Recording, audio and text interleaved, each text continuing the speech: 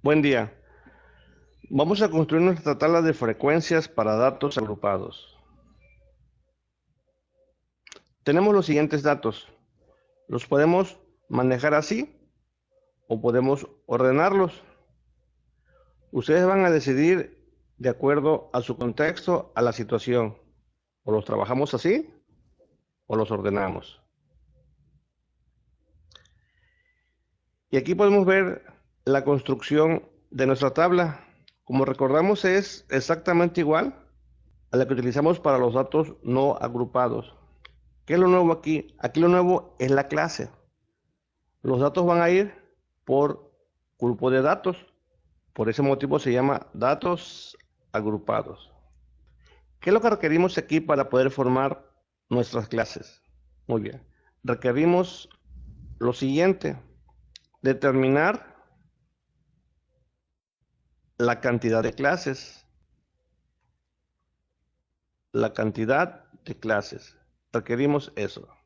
Vamos a llamarle K. Cantidad de clases. Y de ahí vamos a requerir la amplitud, es decir, cada grupo de datos, de cuál valor a cuál valor va, es decir, su amplitud o el ancho de cada clase.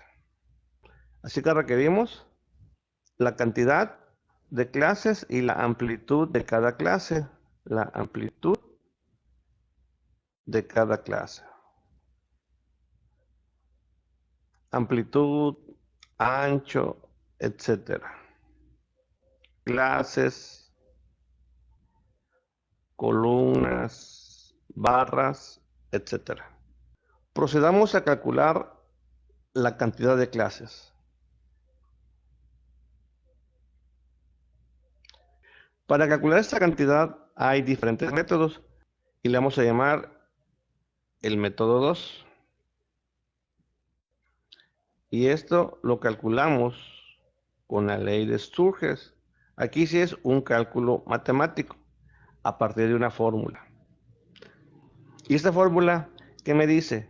Que la cantidad de clases es igual a 1 más el producto de 3.322 por el logaritmo de la cantidad de datos. Y como recordamos nosotros aquí, tenemos 30 datos. Así que con eso procedemos a calcular nuestras clases. Y decimos que va a ser igual a 1 más 3.322 por el logaritmo de 30. Y realizamos nuestras operaciones. Y nuestra calculadora nos dice que es igual a 5.90. Y este valor lo redondeamos o lo aproximamos a su valor inmediato. Y decimos que vamos a tener 6 clases. Lo repetimos, método 2, por así llamarlo. Utilizamos un cálculo con la ley de Sturges y nos da 6 clases. Así que tenemos nuestras clases, que van a ser 6 clases. ¿Qué sigue? La amplitud.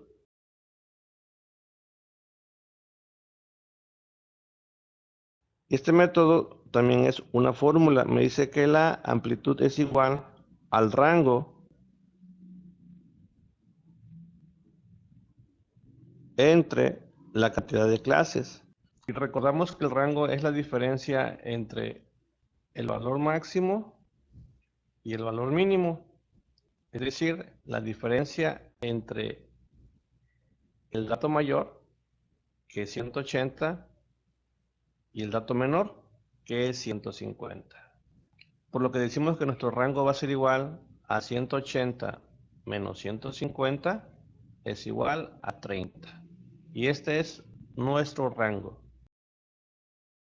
Un rango de 30. Y tenemos 6 clases. 30 entre 6 es igual a 5. Y este sería mi amplitud. Al finalizar esta clase, vamos a ver el método 2. Por lo que tenemos una amplitud de 5 y con nuestra información empezamos a armar nuestra tabla de frecuencias, nuestra columna clases. Tenemos que son 6 clases con una amplitud de 5. Y vamos a empezar a armar cada clase con este rango. Y vamos a comenzar con el dato mínimo, que es 150. Con una amplitud de 5 va a ser 155. Y así vamos indicando cada clase, de 5 en 5. Por lo que podemos observar que esta es nuestra amplitud o nuestro ancho de clase.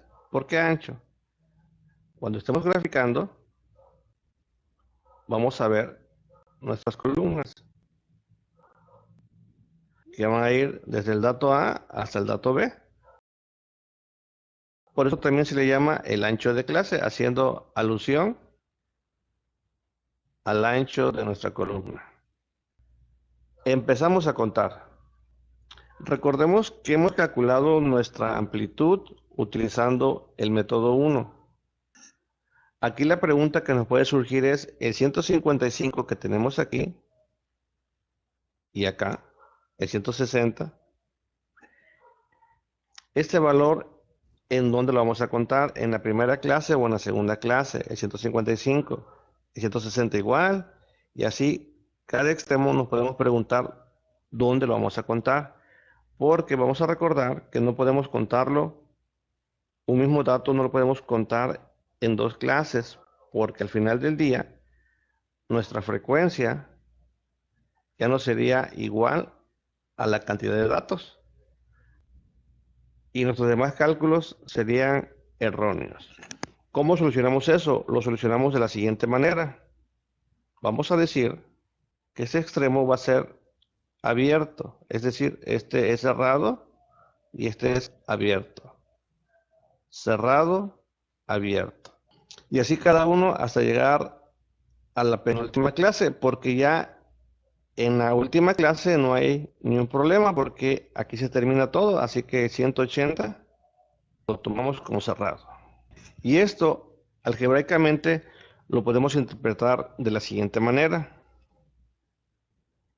Nuestra amplitud de clase está comprendida en esos valores y vamos a decir que va a ser mayor o igual al extremo izquierdo, pero menor al extremo derecho. Es decir, tomando por ejemplo esto de aquí como ejemplo, que va a ser mayor o igual a 160. Es decir, va a tocar al 160, pero va a ser menor que 165. Es decir, el 165 no se va a contar en esta clase. Se contaría en la siguiente clase. Y ya con esto solucionamos esta pregunta. Esto es con el método 1. Con el método 2 no tenemos esta situación. Pero lo repito, va a depender del usuario qué método va a elegir. Así que empezamos a contar nuestros datos. Hagamos el primer ejemplo.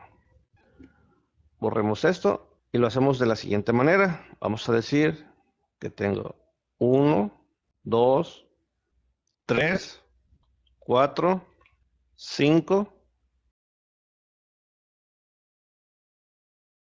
y tenemos una frecuencia de 5 para esta clase. Vayamos con la segunda clase. 1, 2. Tenemos 2. Vayamos con la tercera clase. 161, 162, 164.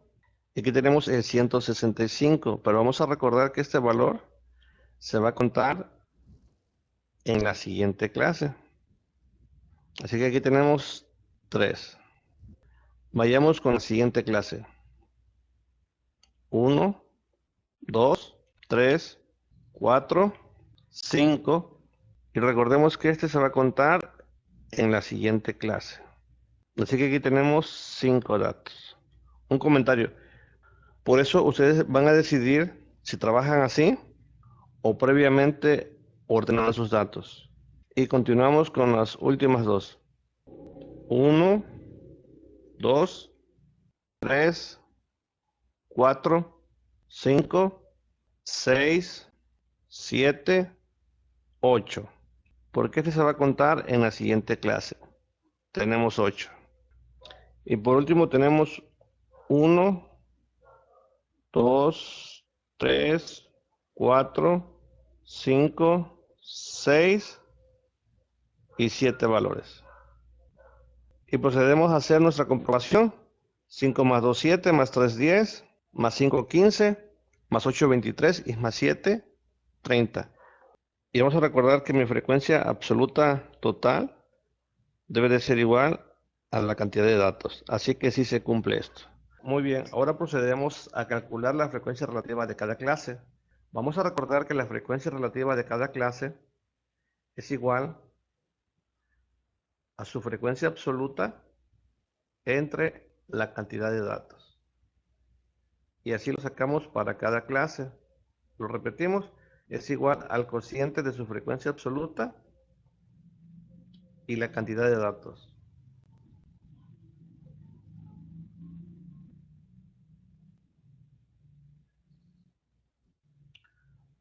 Lo podemos manejar así o lo manejamos en decimales. Así que procedemos a realizar las divisiones indicadas.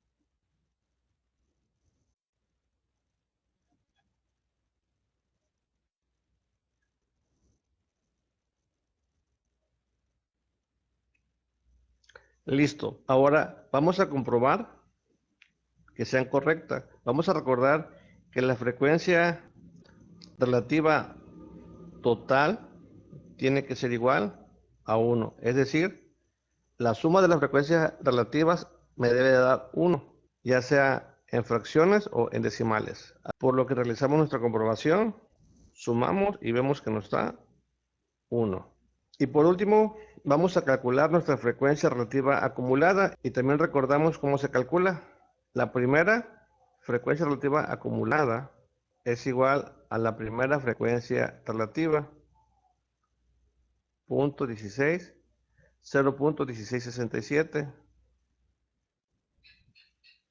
Y la segunda es igual a la suma de la primera más la segunda, que va a ser igual a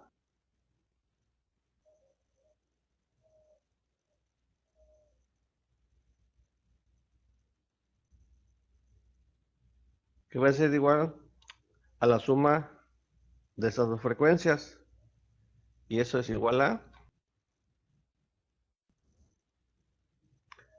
0.2334. Y la siguiente es igual a la suma de las tres, es decir, que va a ser igual a la suma de las dos primeras más la tercera. 0.3334. La siguiente es igual a la suma de estas.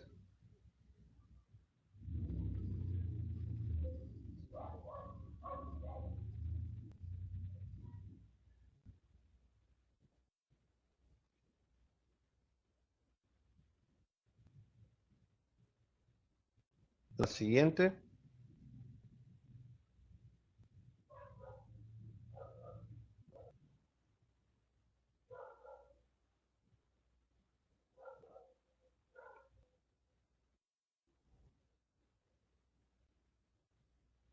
Y por último, tenemos esta suma.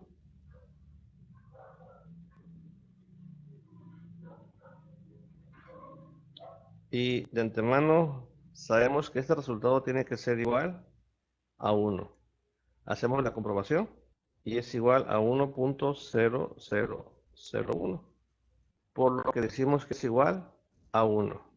La pregunta, ¿por qué nos quedó 0001? Por los decimales. Hay que recordar que los decimales, si trabajamos con ellos, a final del día vamos a ir perdiendo exactitud, a menos que manejemos todos los decimales, lo cual a mano no es posible. Por eso es preferible trabajar siempre con fracciones.